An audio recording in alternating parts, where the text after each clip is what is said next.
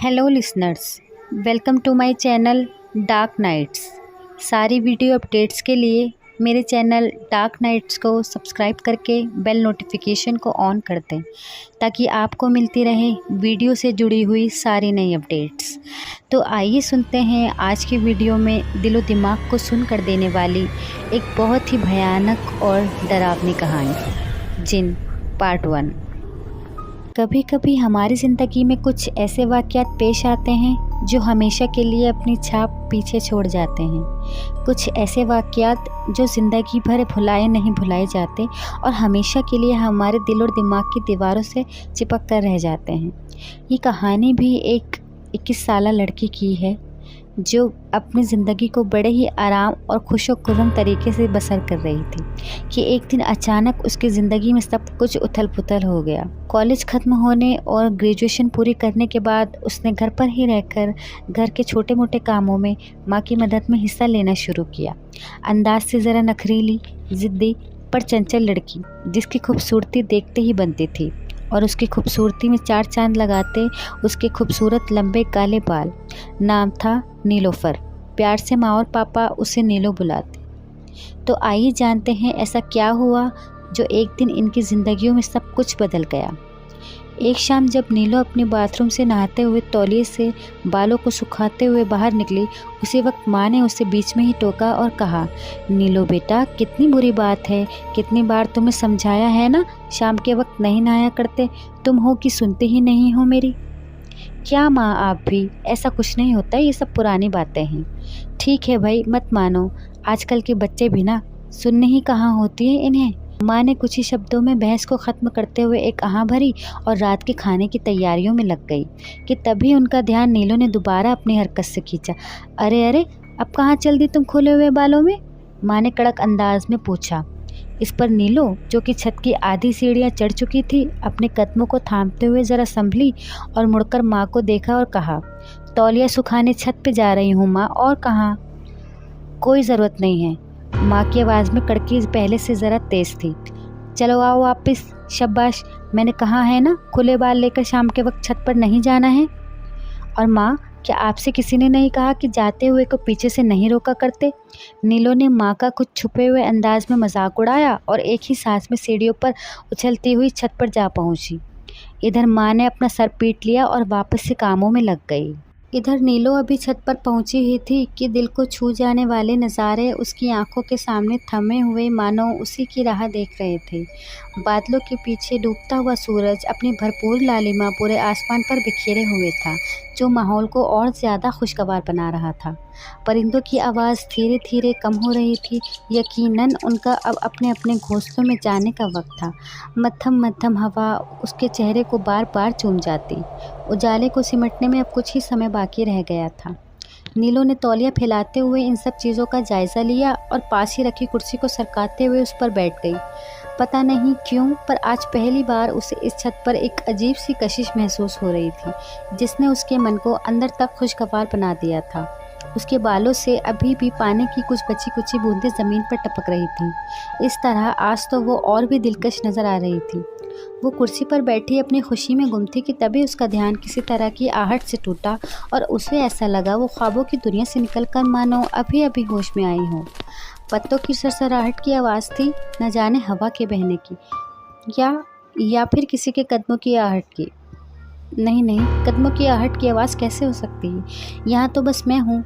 ये सोच के वो बेबाकी से हंस दी कि शायद माँ की पुरानी सोच का असर अब उस पर भी पड़ने लगा है। थोड़ा वक्त और गुजरा और नीलो को पता ही न चला कि अंधेरा कब धीरे धीरे सारे माहौल में अपने पैर पसार चुका है। तभी एक तेज़ हवा का झोंका पीछे से आके उसके बालों को उड़ा गया और वो बिजली किसी तेज़ी से कुर्सी से उठ खड़ी हुई। घबराकर उसने इधर उधर देखा, मानो उसे किसी का वजूद अपने आसपास महसूस हुआ हो। जैसे वो हवा का झोंका नहीं, किसी के दो हाथ थे जो उसके बालों को सहला गए थे। वो जितनी तेज़ी और हंसी के साथ ऊपर आई थी, उससे 2 गुना तेज़ी के साथ वो नीचे की तरफ दौड़ पड़े। उसका पूरा जिस्म ठंडा पड़ चुका था और होठों पर सफ़ेदी छा चुकी थी। इसी हड़बड़ाहट में वो सीढ़ियों से ऊपर आती हुई माँ से जा टकराई। ओफ़ो लड़की, क्या हुआ है तुम्हें? कोई भूत देख लिया है क्या? माँ ने मुँह को बिसोड़ते हुए पूछा। नीलो ने कोई जवाब न दिया। और ये इतनी देर तक तुम छत पर कर क्या रही थी? जब तुम्हें आवाज़ें दे देकर थक गई तो मुझे ऊपर ही चढ़ना पड़ा। नीलो को सुन के हैरत का एक झटका लगा कि आज माँ की आवाज़ तक उसके कानों को छू के ना गुजरी थी। अच्छा चलो भई, अब नीचे आओ, मेरी खाना बनाने में मदद करवाओ, तुम्हारे पापा भी आते होंगे। 10 बार कहा है सीढ़ियाँ मत चढ़वाया करो मुझे, मेरे घुटनों में अब ताकत नहीं ऊपर चढ़ने की। बुड़बुड़ाते हुए माँ नीचे की तरफ चल दी। नीलो भी माँ के पीछे पीछे हो ली। अरे भाई, क्या हुआ हमारी शहजादी को? कहाँ गुम है आज? नीलो का ध्यान पापा के बेसाख्ता पूछने पर एकदम टूटा था। करीब 8 मिनट से वो सिर्फ खाने की टेबल पर बैठी हुई बिरयानी की प्लेट पर चम्मच घुमा रही थी। मुश्किल से 2 या 3 निवाले उसके हलक से उतरे होंगे। कुछ नहीं पापा, वो बस थोड़ा सर में दर्द था। नीलो ने ज़रा बोझिल लहजे में जवाब दिया और चम्मच को प्लेट में आखिरकार छोड़ के उठ खड़ी हुई। और नहाओ बेवक्त, माँ का यकायक जुमला उसके दिल से जा लगा और वो बिगड़ पड़ी। क्या है माँ, बस भी करें, वो बहुत ही चिढ़े हुए लहजे में बोली। आबिदा बेगम, खबरदार, जो हमारी लाडो को कुछ भी कहा आपने तो। बैठो गुड़िया, आओ खाना पूरा करो। बाप ने इस तरह से नीलो को पुचकारा जैसे वो 21 बरस की नहीं बल्कि 2 या 3 बरस की कोई नन्ही सी बच्ची हो। ऐसा होता भी क्यों ना, आखिर को इकलौती औलाद जो ठहरी नीलो। वो तो अपने बाप के लिए आज भी वही छोटी सी बच्ची थी जो गिर जाने पर बाप की बाजुओं में झूल जाती और सारा दुख भूल जाती। पापा ने उसे फूलों की तरह पाला था और वो कहा करते थे, ये मेरी कांच की गुड़िया है, मेरे जिगर का टुकड़ा है आबिदा बेगम, इसे कभी भी कोई तकलीफ़ ना देना। नीलो का भी बाप की तरफ ज़्यादा झुकाव था। वो बाप को ही अपनी मोहब्बत और हमदर्दी का हकदार समझती थी। अगर आसान लफ्ज़ों में कहा जाए तो माँ से ज़रा ज़्यादा बाप के करीब थी। नीलो बाप के कहने से बैठ तो गई, पर वही छत वाला किस्सा उसके दिमाग में गोते लगाए जा रहा था। खाने के बाद नीलो फ़ौरन अपने कमरे में घुस गई। आबिदा और मिस्टर सादिक भी आराम करने की गर्ज से अपने कमरे में चले गए। मुझे ऐसा लगता है कि नीलो और असद के बीच कोई झगड़ा हुआ है। मिस्टर सादिक ने अपना चश्मा उतारते हुए हल्की सी नज़र किताब के आखिरी पन्ने पर डाली और फिर आहिस्ता से बंद कर दी। उनका अंदेशा मुख्तसर सा था जो उन्होंने आबिदा से भी ना छुपाया था। पता नहीं जी, हो सकता है, आप टेंशन मत लीजिए, सब ठीक हो जाएगा। अभी दोनों बच्चे हैं और इस उम्र में ये नोक झोंक तो आम बात है। पर दोनों को आगे होने वाले अनहोनी के बारे में ज़रा भी अंदाज़ा नहीं था। असल में असद नीलो का मंगेतर था। दोनों की सगाई कुछ साल पहले दोनों ख़ानदानों की रजामंदी से हुई थी। दोनों बच्चे भी राज़ी थे, या यूँ कहें असद की तरफ से तो ये पहली नज़र का प्यार था। उसे नीलो की उसने पहली बार में ही अपना कायल बना दिया था। वो उसकी बड़ी बड़ी आँखें, खड़ी नाक, सुर्ख और गुलाब की पंखुड़ियों से भी नाजुक होंठों, दूध जैसी सफ़ेद रंगत और ऊंचे कद पर दिलो जान से मर मिट चुका था। लेकिन इन सब से ज़्यादा उसे नीलो के घुटने तक आते नागिन जैसे बाल पसंद थे, जो बेवक्त कभी भी बड़ी बेतरतीबी से इधर उधर बिगड़ जाते। असद एक भले घर का लड़का था। पढ़ाई मुकम्मल करने के बाद अपना ख़ानदानी कारोबार संभाल रहा था। रुपए पैसों की घर में कोई दिक्कत ना थी। पूरे शहर में अनगिनत जगह ज़मीन असद के नाम थी। ये एक खाता पीता खुशहाल घराना था। असद नीलो के मुकाबले में ज़रा संजीदा मिजाज का था। रंग रूप में भी नीलो के आगे हल्का था, लेकिन बेइंतहाई शरीफ और ज़िम्मेदार लड़का था। और नीलो के माँ बाप को क्या चाहिए था? सगाई की रस्म होने से पहले माँ ने नीलो की मर्जी जानना इतना ज़रूरी ना समझा। हाँ, अलबत्ता पापा ने नीलो की रजामंदी को अहमियत देना ज़रूरी करार दिया।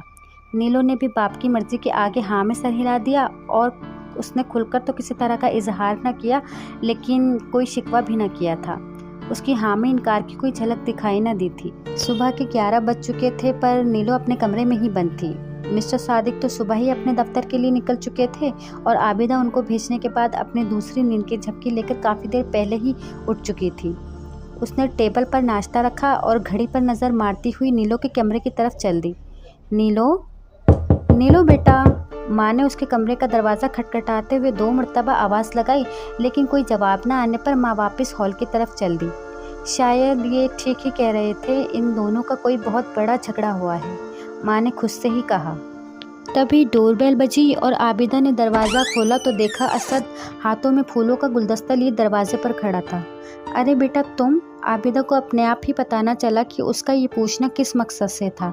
शायद वो हैरान थी असद को यूँ एकदम देखकर, या शायद खुश भी थी। उसे लगा कि अब असद और नीलो के बीच में जो भी मसले हैं वो दूर हो जाएंगे, क्योंकि उसके हिसाब से असद उसे मनाने आया था। फूलों के गुलदस्ते से तो कम यही जाहिर हो रहा था। कुछ देर आबिदा और असद ने लाउंज एरिया में बैठकर इधर उधर की बातें की। फिर आखिरकार असद ने ही थोड़ा हिचकिचाते हुए नीलो के बारे में पूछ लिया। आंटी, नीलो कहाँ है? घर में नहीं है क्या? नहीं नहीं, उसने कहाँ जाना है, अपने कमरे में है। आबिदा ने उसकी देर तक सोने की आदत को छुपाते हुए जवाब दिया। ओह अच्छा। असद का दिल बेचैन हो उठा। वो फौरन उठ के उसके कमरे में जाना चाहता था, पर बेचारा वहीं मूरत बना बैठा रहा।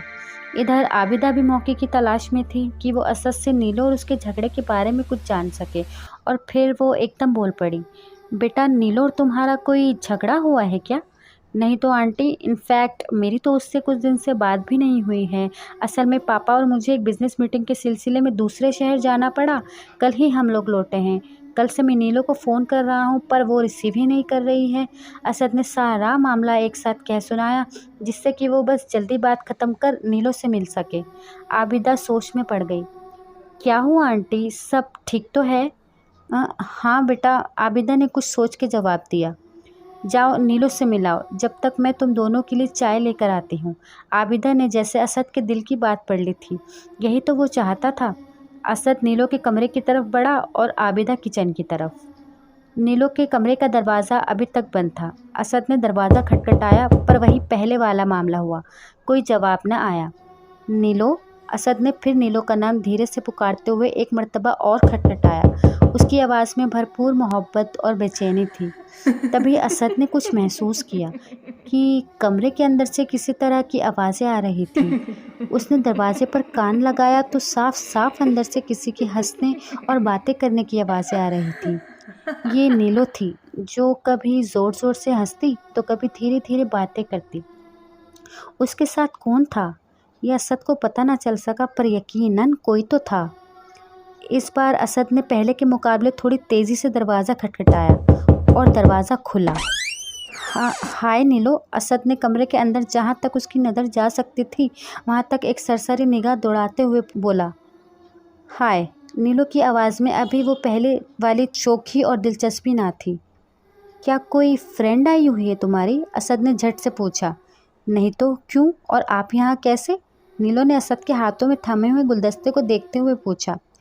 काफ़ी वक्त से अंकल आंटी और तुमसे मुलाकात नहीं हुई थी, तो सोचा एक चक्कर लगा लेता हूँ। तुम्हें कई कॉल्स भी किए, पर शायद तुम बिजी थी। असद ने अपने शिकवे को छुपाते हुए बात पूरी की। हाँ। नीलो का जवाब फिर से बस यूं ही ठंडा सा था।